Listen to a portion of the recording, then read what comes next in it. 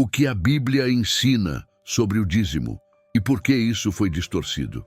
A cada geração, certas verdades da Escritura são lentamente cobertas por camadas de tradição humana, interpretações apressadas e doutrinas que nasceram mais do medo do que da revelação. Entre todas elas, poucas foram tão distorcidas quanto a compreensão do dízimo. Hoje, para muitos, essa palavra desperta um misto de culpa, desconfiança e desgaste espiritual. Alguns a associam à manipulação. Outros a tratam como um pedágio espiritual. Há também quem a rejeite completamente, acreditando que Deus jamais ordenaria algo que se tornou instrumento de abuso. E ainda assim, antes de todas as controvérsias modernas, existe uma história muito mais antiga, carregada de significado espiritual, arqueológico e bíblico, que aponta para algo infinitamente mais profundo do que porcentagens. Quando olhamos atentamente para a Bíblia, percebemos que o dízimo não começa na lei, não nasce no sistema religioso de Israel e não surge como instrumento de cobrança. Ele nasce em um encontro tão poderoso que atravessa a narrativa sagrada como um monumento silencioso à graça de Deus. No entanto, esse começo sagrado foi sendo apagado ao longo dos séculos. A verdade foi trocada por versões simplificadas, muitas vezes usadas para sustentar estruturas humanas que jamais representaram o coração do Evangelho. O problema não está no dízimo em si, mas na perda da sua essência. Para recuperar essa essência, precisamos voltar ao cenário onde tudo começou. Antes de existirem templos, sacerdotes levitas, instituições religiosas e sistemas organizados, há um patriarca caminhando pela terra de Canaã, carregando poeira nos pés e perguntas no coração. Ele não tinha manual, não tinha mandamento formal, não tinha obrigatoriedade. E mesmo assim, algo dentro dele reconheceu que Deus merecia o primeiro lugar em todas as coisas. É aqui que nasce a história que muitos nunca ouviram por completo. É aqui que encontramos o primeiro dízimo da humanidade. E é aqui que começa a revelação que pode libertar milhares de pessoas da culpa, da confusão e do peso religioso. Quando compreendemos esse início, percebemos que nada no plano divino é aleatório. Tudo foi cuidadosamente construído para apontar para Cristo. Ele é o centro que ilumina a prática, a verdade que revela o propósito, a chave que transforma a obrigação em adoração. A jornada que você está prestes a fazer não é financeira, ela é espiritual. Não é institucional, ela é bíblica, não é sobre cálculo, ela é sobre revelação. O que hoje muitos tratam como uma controvérsia foi, na origem, um gesto de reconhecimento diante do Deus Criador. E antes de avançarmos para as distorções modernas, precisamos entender como essa história começou. E tudo começa antes mesmo de existir Israel. O primeiro dízimo da história, mistério antes de Moisés. O dízimo não nasceu como mandamento. Ele nasceu como resposta à revelação do próprio Deus Altíssimo. Quando Abraão devolve o dízimo a Melquisedeque, ele não está cumprindo uma regra. Ele está reconhecendo um rei e sacerdote que surge de forma misteriosa na narrativa bíblica, carregando pão, vinho e uma bênção que quebra a lógica da antiguidade. A grande questão é: como Abraão sabia o que entregar? Nada no texto indica uma ordem divina explícita. Não há ameaça, não há condição. O que existe é um coração que reconhece o caráter de Deus e responde a ele com honra. Para entender plenamente esse momento, é necessário voltar ao contexto arqueológico e cultural da época. Em diversas civilizações antigas, reis sacerdotes eram figuras raras, exercendo autoridade espiritual e civil simultaneamente. Melquisedeque surge exatamente assim. Não como um governante comum, mas como alguém que ocupa uma posição única no mundo antigo. Além disso, o nome dele, que significa Rei de Justiça, e o título Rei de Salém, que aponta para a futura Jerusalém, revelam que esse encontro tinha mais peso espiritual do que qualquer protocolo cultural poderia explicar. A arqueologia confirma que a região era conhecida como centro de adoração a um Deus supremo, muito antes da formação de Israel, fortalecendo ainda mais a singularidade desse momento. Abraão, então, age não por obrigação, mas por revelação. Ele entende que a vitória conquistada não vem de sua habilidade militar, não vem do número de homens que o acompanharam, não vem de estratégia humana, vem de Deus. Por isso, sua entrega não é pagamento, é reconhecimento, não é tributo, é honra, não é cálculo, é gratidão diante da intervenção divina. O dízimo, nesse momento inaugural, não está ligado à manutenção de um sistema religioso, porque não há sistema. Está ligado à revelação do caráter de Deus, a quem Melquisedeque representa como figura profética que, mais tarde, será interpretada como sombra do sacerdócio eterno de Cristo. Essa atitude de Abraão cria um padrão espiritual. O dízimo aparece como resposta à graça, nunca como cobrança. Ele nasce de um coração que enxerga Deus como fonte de tudo. Isso desafia completamente a maneira como o dízimo é usado ou entendido em muitos contextos modernos. Antes de existir lei, Deus já ensinava que o que sai das mãos só tem valor quando corresponde ao que domina o coração. Essa verdade é o alicerce que sustenta toda a compreensão bíblica sobre generosidade. E é esse fundamento que vai mudar completamente o cenário quando chegarmos à lei mosaica. A lei mosaica, 3 dízimos, uma nação e um chamado santo. Pouca gente sabe, mas o dízimo na lei de Moisés não era um único sistema. Essa revelação surpreende quem cresceu ouvindo que havia apenas uma forma, uma porcentagem e um propósito fixo. A tensão surge quando percebemos que a maioria das discussões atuais é construída sobre uma visão parcial, deslocada do contexto histórico e espiritual que moldou Israel. Para compreender a verdade, precisamos entrar na formação da nação, observar sua estrutura econômica, analisar seu modelo agrícola e enxergar o que Deus realmente estava estabelecendo ao ordenar o dízimo sob a aliança mosaica. Israel não era um país urbano. Era uma sociedade agrária, profundamente dependente da terra e das estações. O dízimo agrícola não era dinheiro, era alimento, era colheita, era fruto do trabalho sobre a terra que Deus havia concedido. Por trás disso estava um princípio espiritual. Tudo o que o povo possuía vinha do Senhor. O dízimo se tornava então um lembrete visível da aliança que sustentava a nação. Esse primeiro tipo de dízimo sustentava os levitas, a tribo separada exclusivamente para o serviço espiritual. Eles não receberam território como as demais tribos, porque sua herança era o próprio Senhor. A entrega do povo era, portanto, responsabilidade e reconhecimento. O sistema não funcionaria sem a consciência de que Deus deveria ocupar o centro da vida nacional. Mas havia um segundo dízimo, desconhecido por muitos. Ele era destinado às festas anuais, onde o povo celebrava ao Senhor em Jerusalém. Esse dízimo não era uma cobrança, e sim um convite à alegria. A família inteira se reunia, viajava para a Cidade Santa e consumia sua própria oferta diante de Deus como ato de adoração e gratidão. O dízimo das festas fortalecia a identidade espiritual de Israel, unindo tribos, fortalecendo vínculos e mantendo vivo o senso de pertencimento ao povo da aliança. Ele tinha um profundo impacto psicológico, social e espiritual. Não era imposto, era celebração. E existia ainda o dízimo trienal, um sistema de justiça social estabelecido pelo próprio Deus.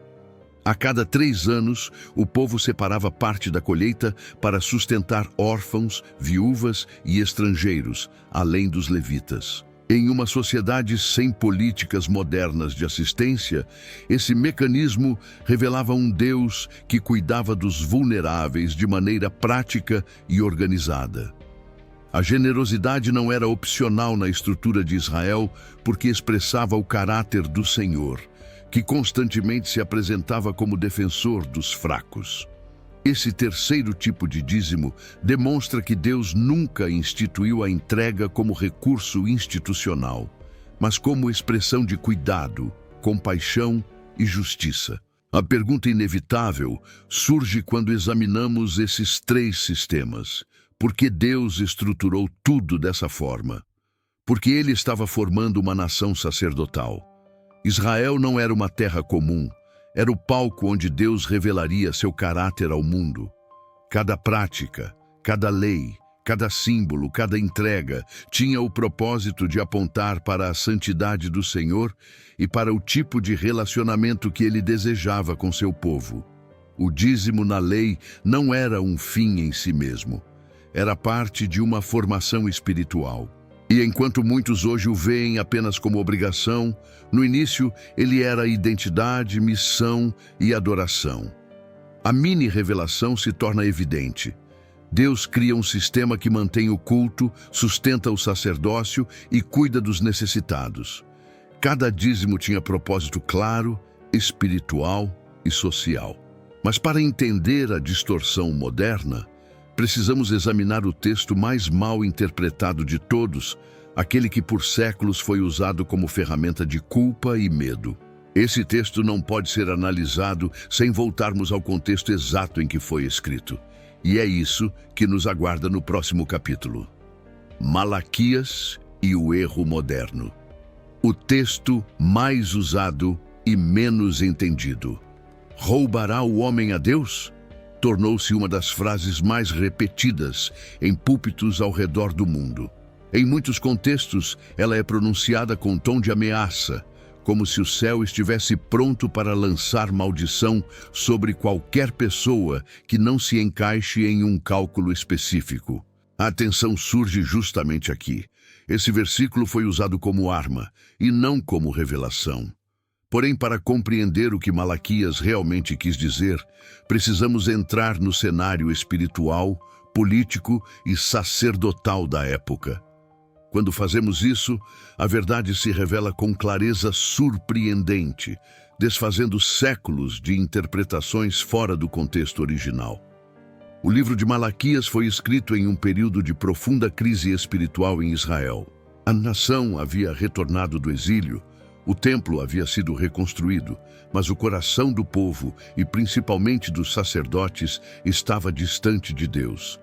A arqueologia confirma que era um tempo de escassez econômica, tensão política e perda de identidade religiosa. Os sacerdotes, responsáveis por manter o culto puro e honrar a Deus diante da nação, estavam oferecendo animais defeituosos, negligenciando o altar e corrompendo o serviço sagrado.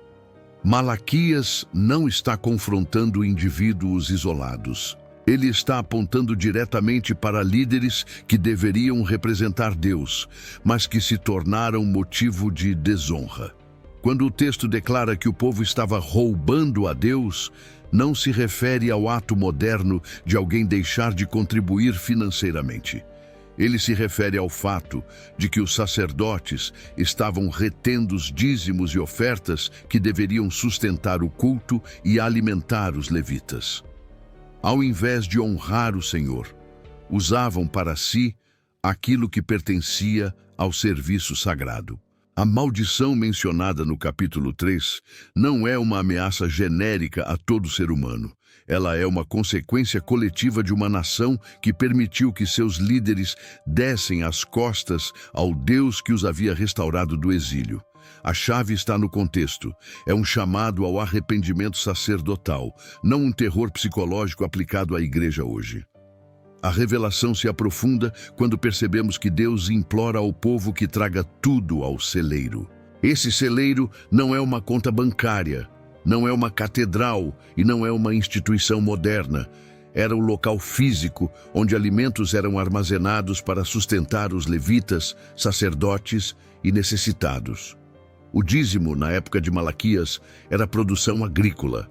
Era trigo, azeite, vinho e frutos da terra. Nada no texto aponta para dinheiro como forma de cobrança divina. A distorção moderna nasce quando alguém transporta esse contexto para uma realidade completamente diferente, sem respeitar a estrutura do Antigo Testamento. A pergunta inevitável emerge: se Malaquias não é um mandamento universal para todos os tempos, por que tantos o utilizam como base para doutrinas de obrigação financeira? A resposta está na interpretação superficial, na tradição transmitida sem exame e no uso retórico do medo.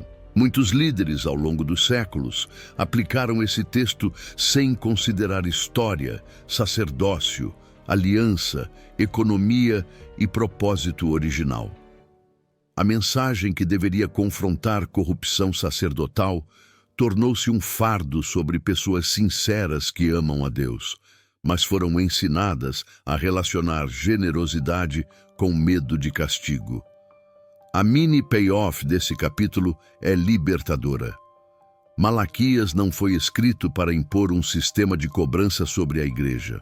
Foi um chamado profético para restaurar o culto, purificar o sacerdócio e alinhar a nação com Deus após um período de profunda infidelidade. Ele confronta líderes, não discípulos. Ele denuncia corrupção sacerdotal, não falta de didática financeira. Quando entendido corretamente, Malaquias deixa de ser mensagem de medo e volta a ser mensagem de restauração. E essa restauração aponta diretamente para o momento em que tudo mudaria na história da fé, a chegada de Cristo.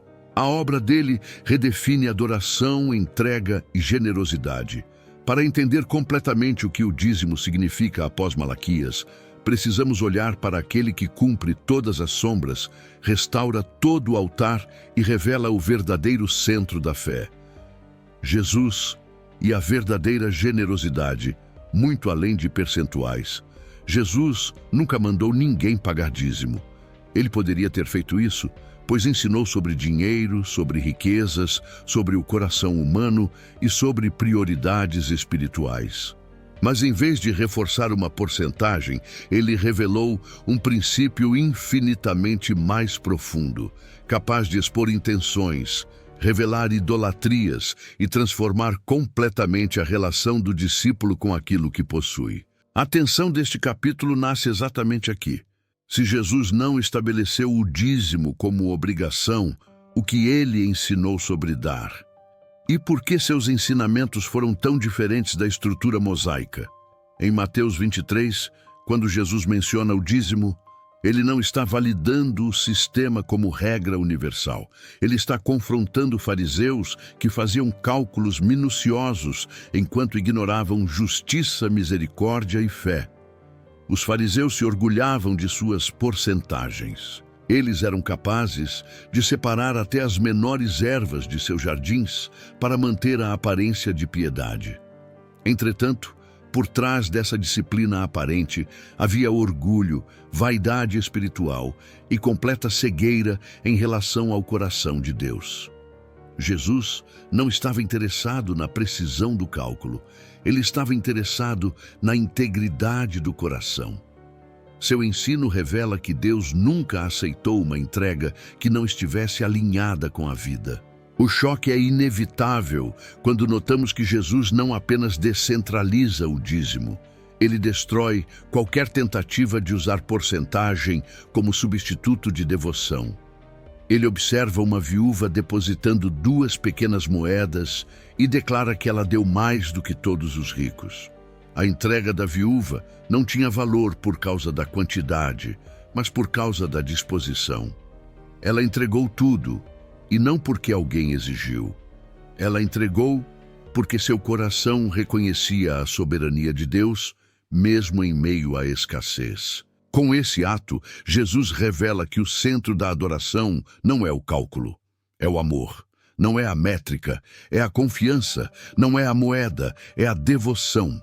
A revelação se aprofunda quando entendemos que Jesus está conduzindo seus discípulos para uma compreensão totalmente nova da relação entre fé e recursos.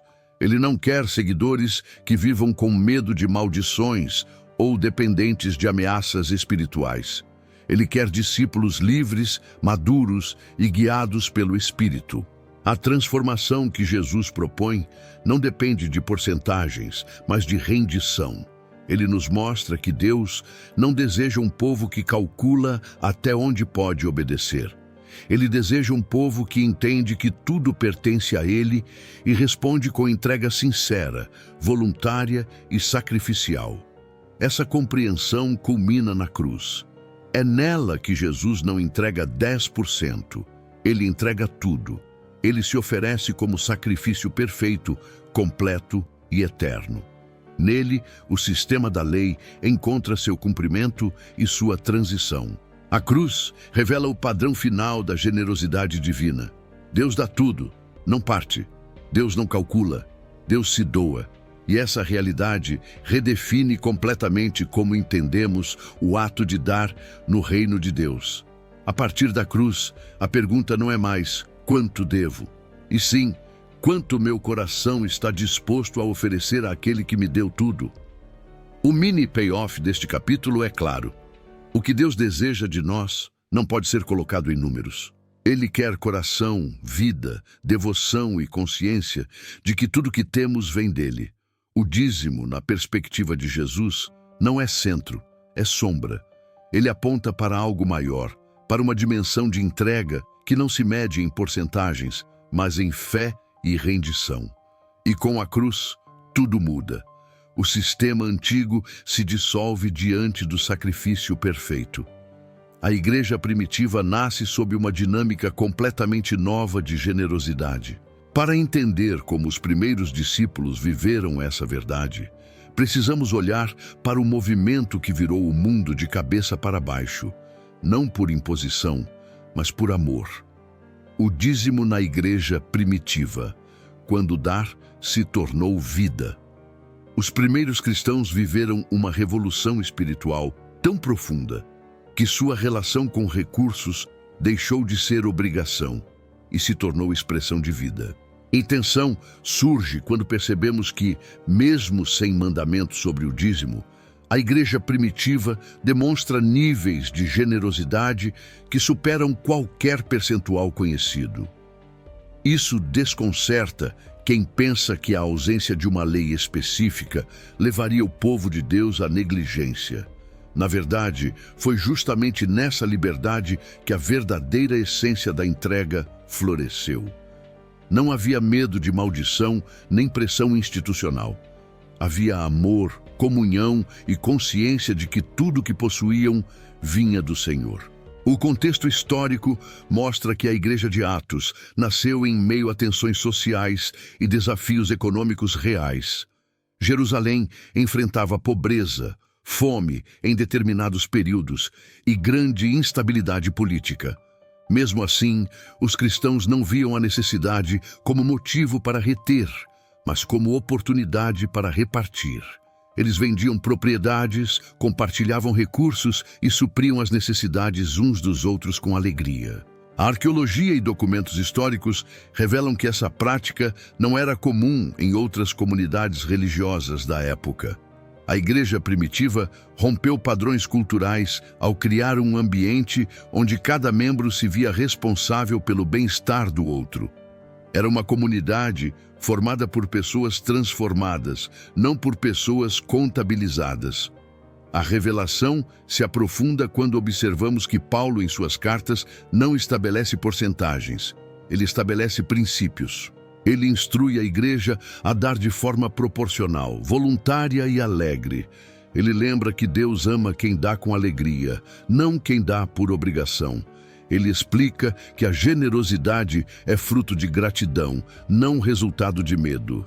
Ele orienta que cada um contribua segundo o propósito de coração e não segundo pressão externa. Essa diretriz elimina qualquer tentativa de transformar a entrega em moeda de troca espiritual. A igreja não deveria dar para ser abençoada, mas porque já havia recebido em Cristo tudo o que precisava. Quando examinamos a prática dos primeiros cristãos, percebemos que a generosidade deles não se baseava em tabelas, mas em relacionamento.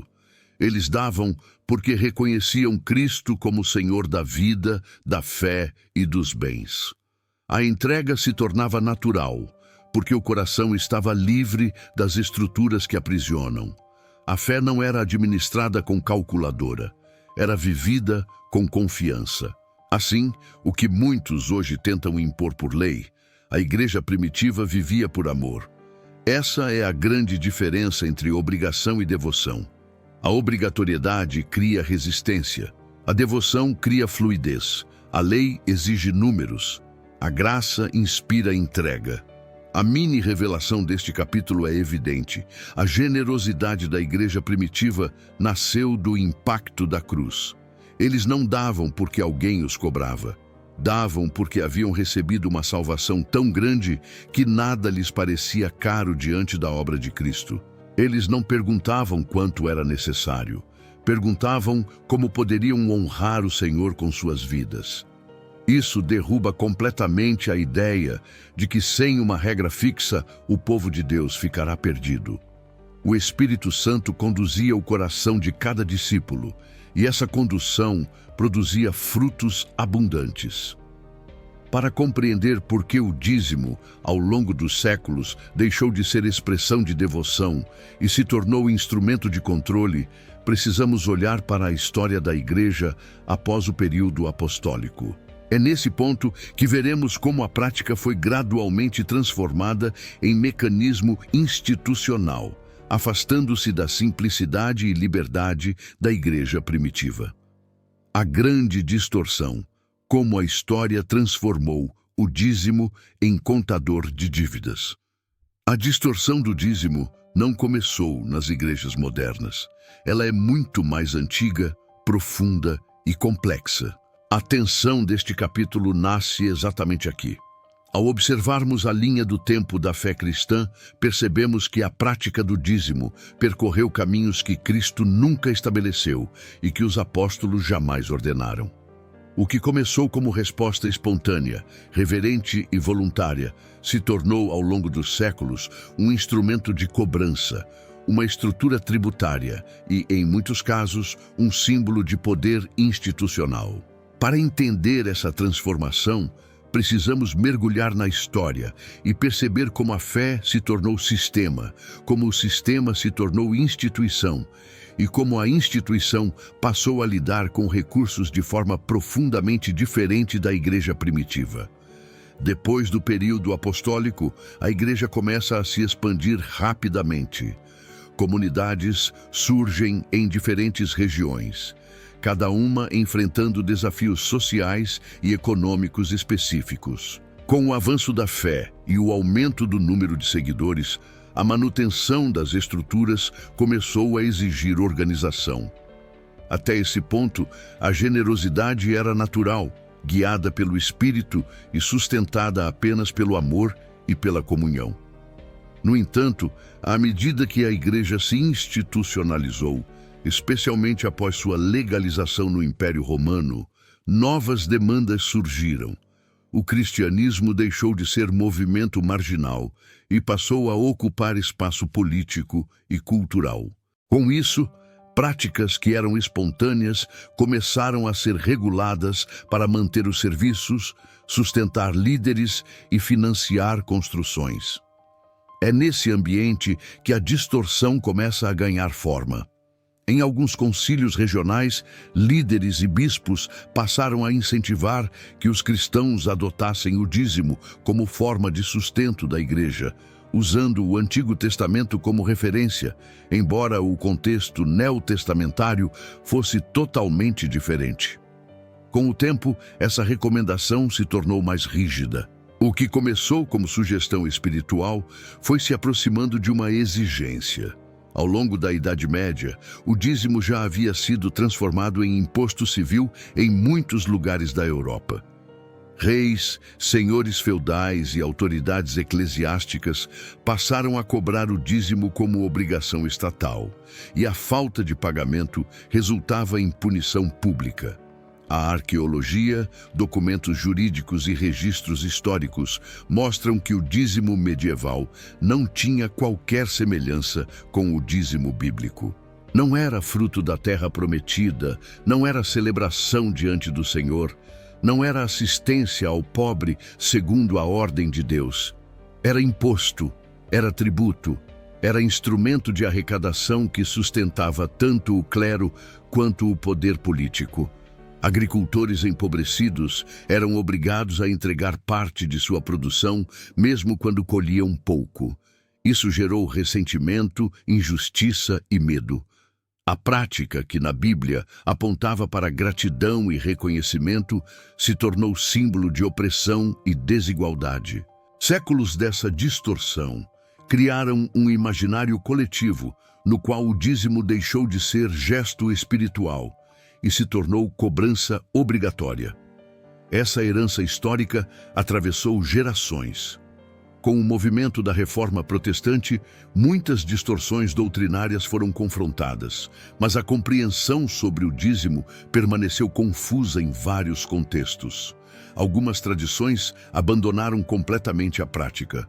Outras buscaram reinterpretá-la. Outras a transformaram em regra fixa e imutável, ignorando o contexto bíblico original. Assim, a distorção medieval, construída fora da revelação de Cristo e distante da simplicidade da igreja primitiva, encontrou novo fôlego em comunidades que buscavam manter estruturas cada vez maiores e mais complexas. Em vez de revelação, veio a tradição. Em vez de liberdade, veio o medo. Em vez de devoção, veio a cobrança. A mini-revelação deste capítulo é clara. A distorção do dízimo nasce quando o altar é substituído pela instituição. Quando a entrega deixa de ser resposta ao Espírito e se torna ferramenta de controle. Quando o coração deixa de ser o centro e os números passam a comandar. Essa transição histórica explica por que, até hoje, muitos veem o dízimo com suspeita, dor ou confusão. Para compreender como essa prática se apresenta no mundo moderno e como Cristo liberta seus discípulos da pressão e do peso religioso, precisamos avançar para o cenário atual. É nesse contraste entre tradição humana e liberdade em Cristo que o verdadeiro significado do dar começa a brilhar novamente. O dízimo hoje, entre a pressão religiosa e a liberdade em Cristo. A maior confusão moderna sobre o dízimo não é financeira, é espiritual. Ela nasce do choque entre duas realidades que caminham lado a lado na mente de muitos cristãos. De um lado, o desejo sincero de honrar a Deus. Do outro, o medo de ser amaldiçoado caso não cumpra uma obrigação que nem sempre entendem. A tensão deste capítulo surge justamente nesse ponto. Para muitos, dar se tornou um campo minado emocional. A culpa, ansiedade, receio. Há quem dê sem paz, apenas para não ficar em falta com Deus. E há quem rejeite completamente a prática por causa de abusos e manipulações. Nenhuma dessas respostas revela o coração do Evangelho.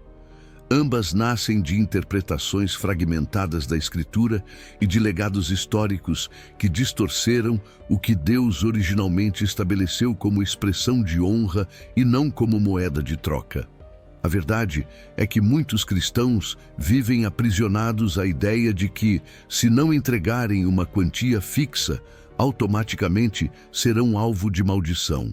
Essa mentalidade não tem base no ensinamento de Cristo, nem na prática da igreja primitiva. A nova aliança não opera pela lógica da dívida. Ela opera pela lógica da graça. A cruz encerra o ciclo de maldição, substitui a exigência por acesso e transforma o relacionamento com Deus em caminho de confiança e não de medo. Quando alguém dá com receio, não está vivendo fé. Está vivendo superstição espiritual, e a superstição nunca produz maturidade. Ela gera dependência emocional de regras que Cristo não instituiu.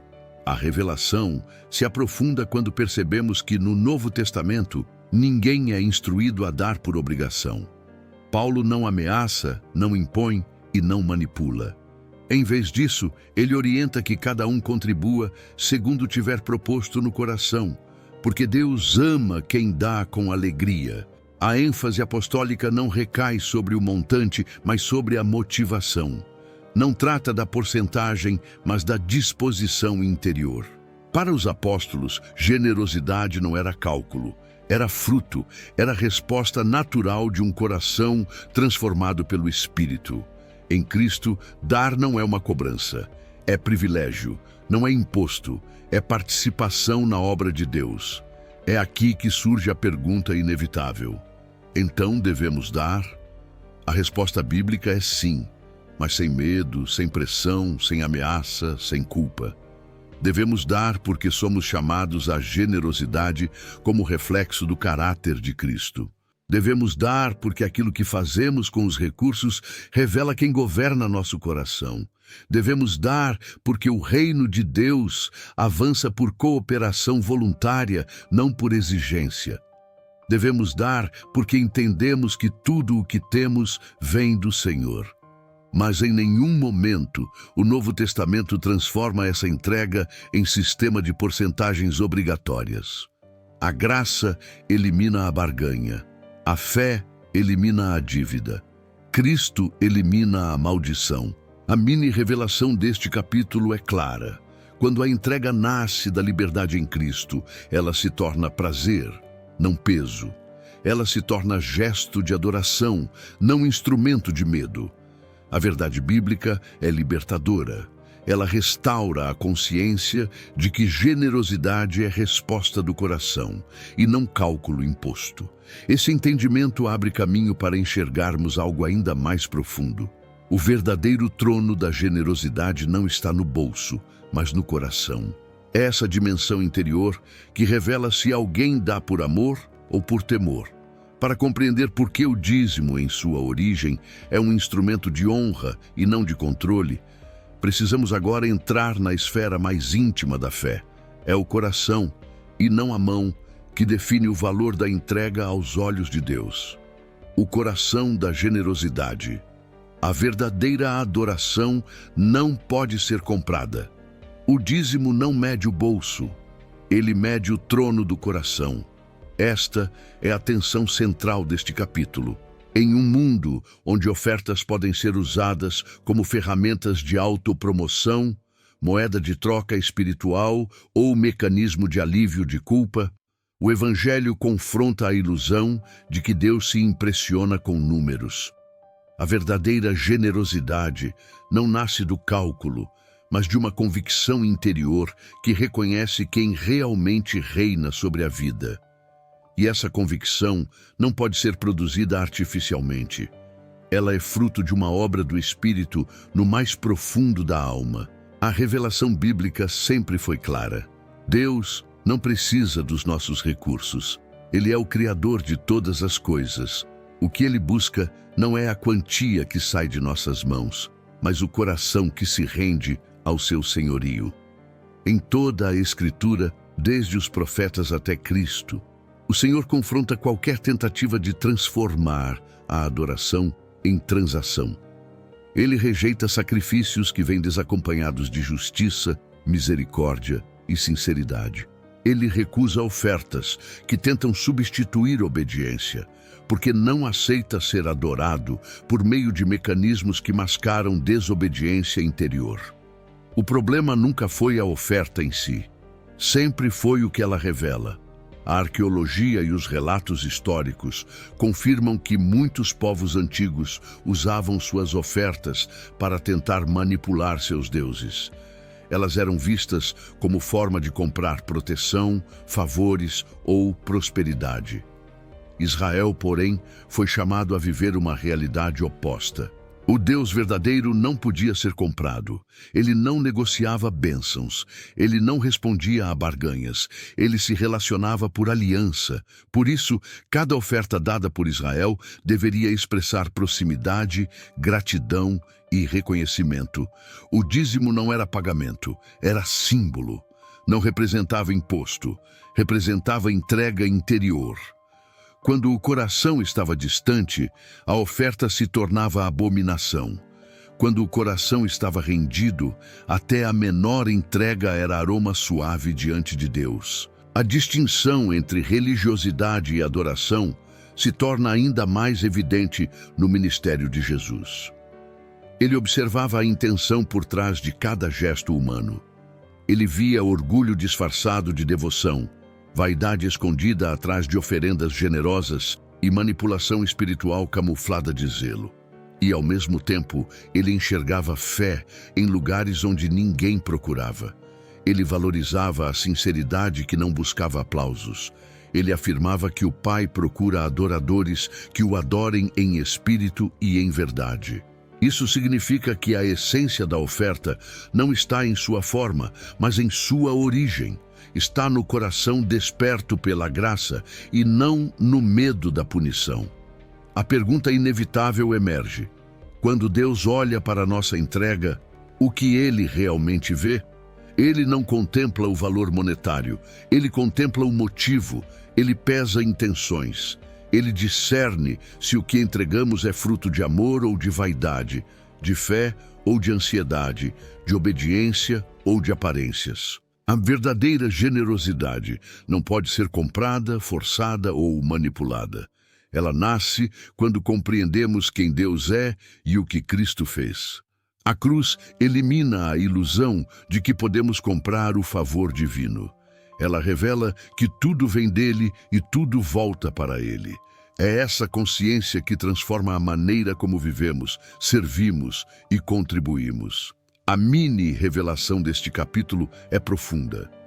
Deus não quer valores, quer verdade. Não quer porcentagens, quer rendição. Não quer apresentação externa, quer sinceridade interior. Quando entendemos isso, nossos recursos deixam de ser escudo emocional e se tornam instrumento de adoração. Deixam de ser obrigação e se tornam privilégio. Deixam de ser cálculo e se transformam em expressão de amor. É nesse ponto que a generosidade se torna libertadora, porque nasce de um coração alinhado com Cristo. E essa compreensão abre caminho para uma revelação ainda mais profunda.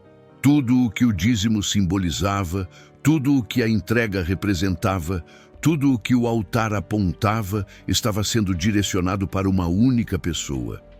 Para entender plenamente o propósito espiritual da entrega, precisamos olhar para aquele que se tornou a própria oferta. Cristo, o verdadeiro dízimo, a oferta que abriu o caminho. O dízimo não aponta para o bolso, ele aponta para a cruz. Esta é a tensão que transforma completamente a forma como entendemos toda a história bíblica da entrega. Desde Abraão até a lei, desde os profetas até a igreja primitiva, tudo era sombra de algo maior, sinalizando um momento em que a verdadeira oferta seria apresentada diante de Deus, não em forma de frutos da terra, nem em porções separadas, mas em uma vida totalmente entregue. A revelação deste capítulo é clara. O dízimo, na sua essência simbólica, sempre apontou para Cristo. Ele é a oferta perfeita. Ele é o sacrifício final.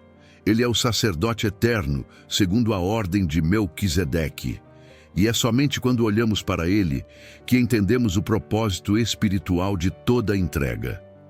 A tipologia bíblica revela que Melquisedeque não foi uma aparição isolada. Ele era a figura profética de um sacerdócio superior ao levítico, um sacerdócio que não dependia de genealogia nem de rituais temporários. O autor de Hebreus explica que Cristo não se tornou sacerdote por linhagem, mas por poder de vida indestrutível. E quando Abraão entrega o dízimo a Melquisedeque, ele está reconhecendo um sacerdócio que apontava diretamente para aquele que se tornaria o mediador da nova aliança. Essa conexão histórica e espiritual revela que o primeiro dízimo não foi apenas ato de honra, mas profecia silenciosa de algo que aconteceria séculos depois. Foi como se Deus plantasse um sinal no tempo, aguardando o dia em que o verdadeiro Rei de Justiça e Paz se manifestaria. Quando Cristo veio, ele não trouxe porcentagens, ele trouxe entrega total. Ele não trouxe cálculo, trouxe rendição. Ele não veio arrecadar, veio oferecer-se. Na cruz, ele se torna a oferta que todos os sacrifícios do Antigo Testamento anunciavam, mas nunca puderam realizar plenamente. Enquanto o dízimo de Israel sustentava o templo e o sacerdócio, Cristo oferece seu próprio corpo, encerrando a necessidade de qualquer sistema que dependesse de estruturas humanas.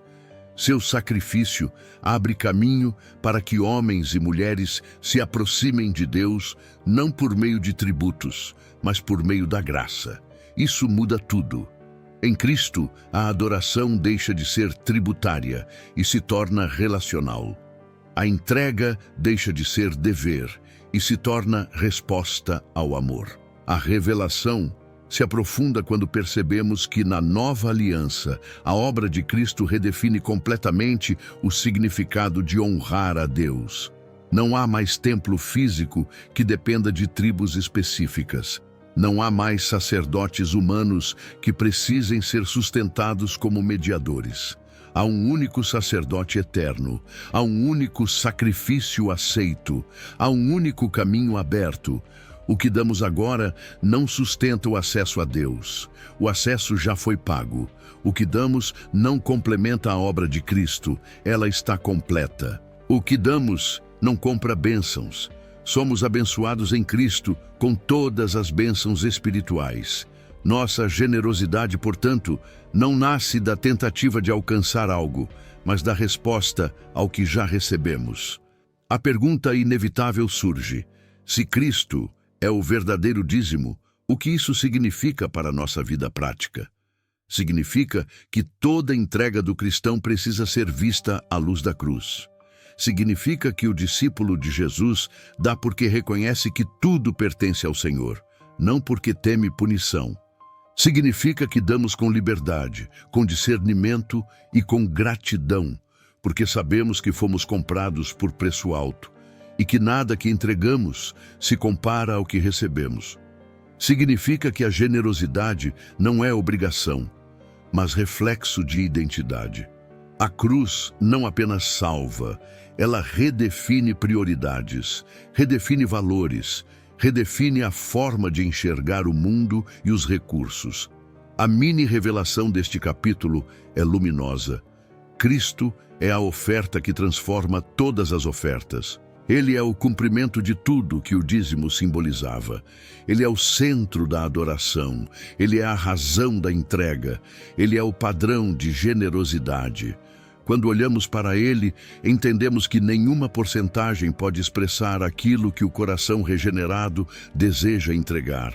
A cruz nos liberta de cálculos e nos conduz ao amor. E é esse amor que molda a prática cristã. E se Cristo redefiniu o significado da entrega, como então devemos dar hoje? É isso que precisamos compreender no próximo capítulo, onde o foco não será mais o passado, mas os princípios eternos que moldam a vida generosa do discípulo. Como dar hoje, segundo a Bíblia, princípios eternos para uma vida livre e generosa. A Bíblia não te diz quanto dar, ela te diz como viver. Esta é a tensão que guia todo este capítulo. Muitos procuram uma resposta numérica, esperando uma porcentagem que resolva suas dúvidas e alivie suas consciências. No entanto, as Escrituras não oferecem um cálculo, mas um caminho. Não estabelecem uma tabela, mas um princípio. Não apresentam uma fórmula fixa, mas uma vida marcada pela liberdade, pela fé e pela responsabilidade espiritual. E é justamente essa ausência de porcentagens que revela algo profundo. Deus quer formar pessoas maduras e não dependentes de regras rígidas. Quando analisamos o ensino apostólico, percebemos claramente que a generosidade cristã é guiada por princípios eternos, não por imposições legais. O primeiro deles é a mordomia. Tudo o que temos vem de Deus. Ele nos confia recursos, capacidades e oportunidades para que administremos com sabedoria e propósito. A entrega financeira, portanto, não é um ato isolado. Ela é parte de um estilo de vida que reconhece que cada área da existência deve refletir o reino. Dar não é uma forma de pagar algo. É reconhecer que nada nos pertence de maneira absoluta.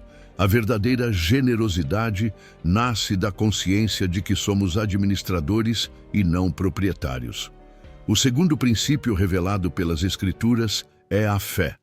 Paulo ensina que cada um deve contribuir segundo tiver proposto no coração, não com tristeza ou por obrigação. Essa instrução elimina qualquer tentativa de transformar a oferta em sistema mecânico.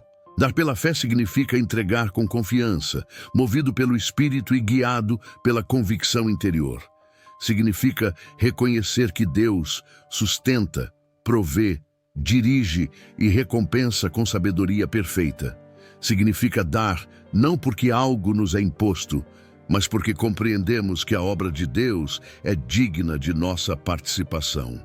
Esse tipo de entrega não nasce do medo, nasce do relacionamento. O terceiro princípio é a honra. No mundo antigo, honrar significava reconhecer publicamente o valor e a dignidade de alguém. Honrar a Deus com bens é expressar, em ato concreto, que Ele ocupa o centro da vida. A entrega, nesse contexto, é símbolo de lealdade espiritual.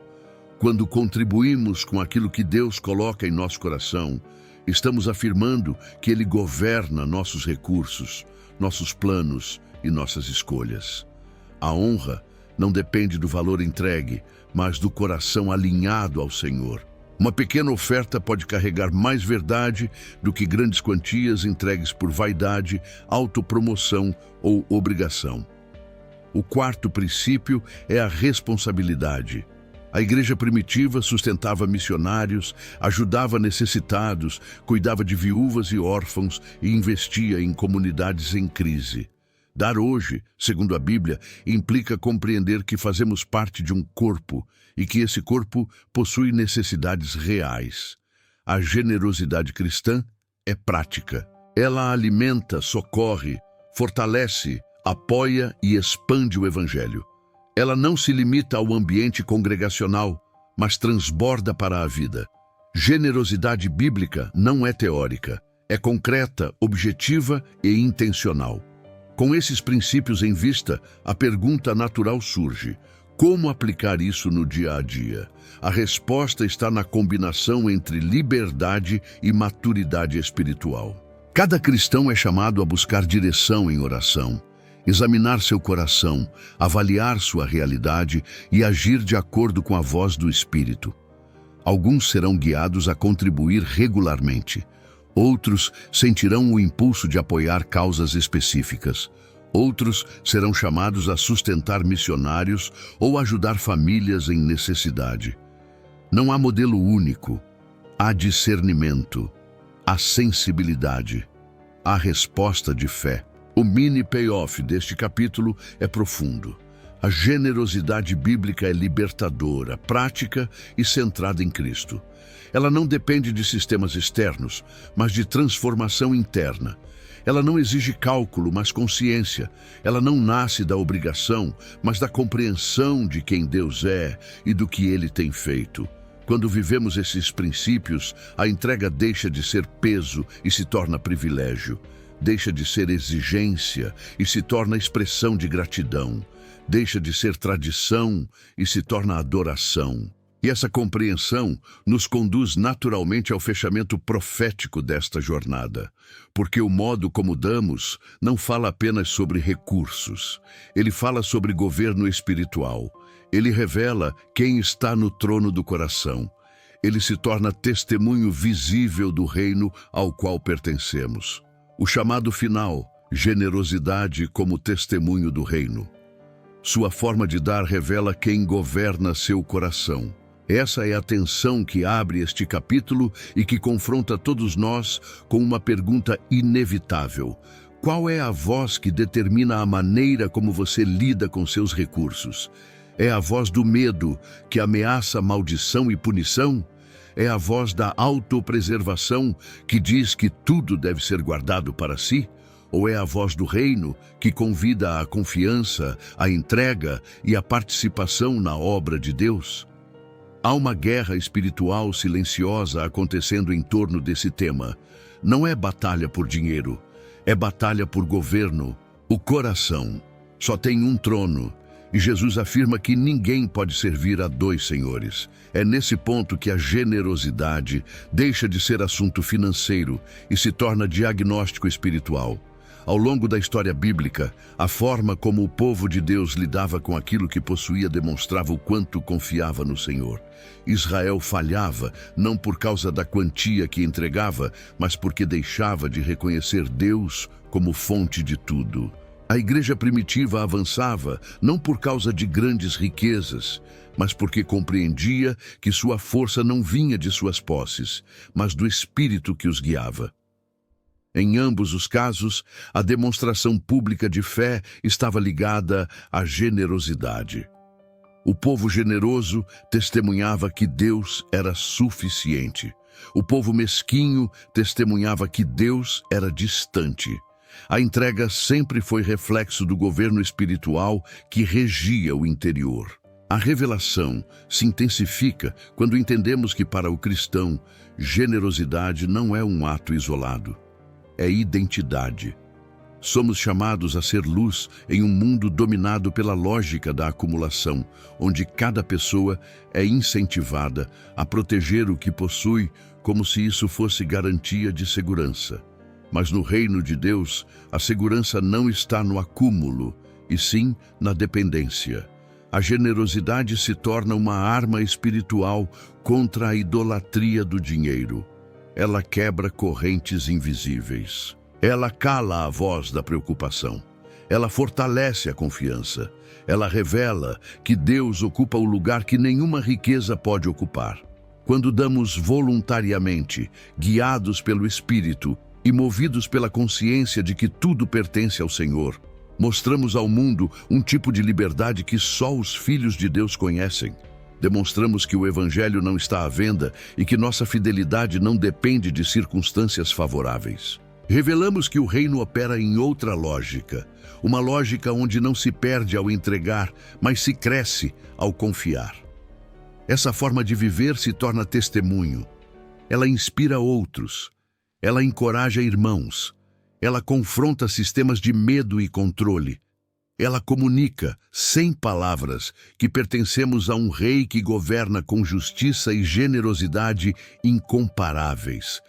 A mini-revelação deste capítulo é clara.